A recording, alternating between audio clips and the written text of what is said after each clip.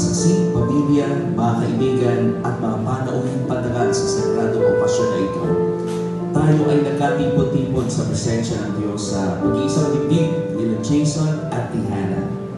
The Bible teaches us that the marriage between a man and a woman is authored and blessed by our Almighty God. Marriage is a very beautiful picture of Christ and His love and relationship to the church. In Revelation 21 verse 9, "And I, John, saw the holy city, New Jerusalem, coming down from God out of heaven, prepared as a bride adorned for her husband." Ginamit ng ating Ama na nasa langit ang larawan ng ikinakasal upang mabigyan tayo ng malinaw na pananaw sa ating katayuan bilang kanyang mga minamahal. Ito ang dahilan kung bakit dapat nating ingatan at ipaglaban ang ating pagmamahal sa ating asawa. Itinuturo din ng Biblia na ang kasal ay isang permanenteng relasyon ng isang lalaki at babae na sumusumpa na magiging magkasama sila habang sila ay nabubuhay.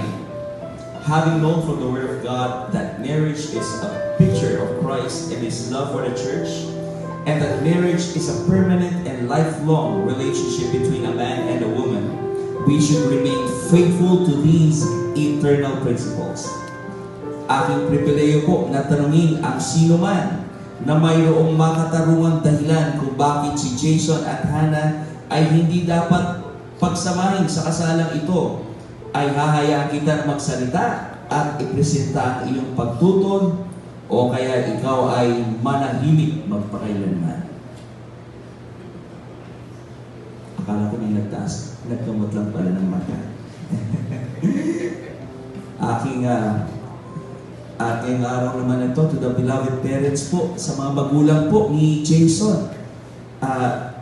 Inyo po bang kinikilala na ang inyong anak na si Jason ay isang pagpapala galing sa ating Panginoon? At kinikilala niyo po ba ang pangunguna ng Diyos sa buhay ni Jason? At ipinagkakaroon niyo po ba ang inyong basbas kay Jason upang pakasalan si Hannah?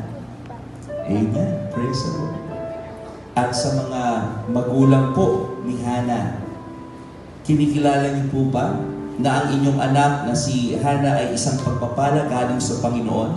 At kinikilala niyo po ba ang pangunguna ng Diyos sa buhay ni Hannah? At ipinagkakaroon niyo po ba ang inyong basbas kay Hannah para pakasalan si Jason? Amen. Purihin ng Panginoon. Jason, yamang ipinagkaloob na ng mga magulang ni Hannah ang kanilang basbas sa pagtitipon na ito, ay pwede mo lang sunduin ang iyong mapapangasawa.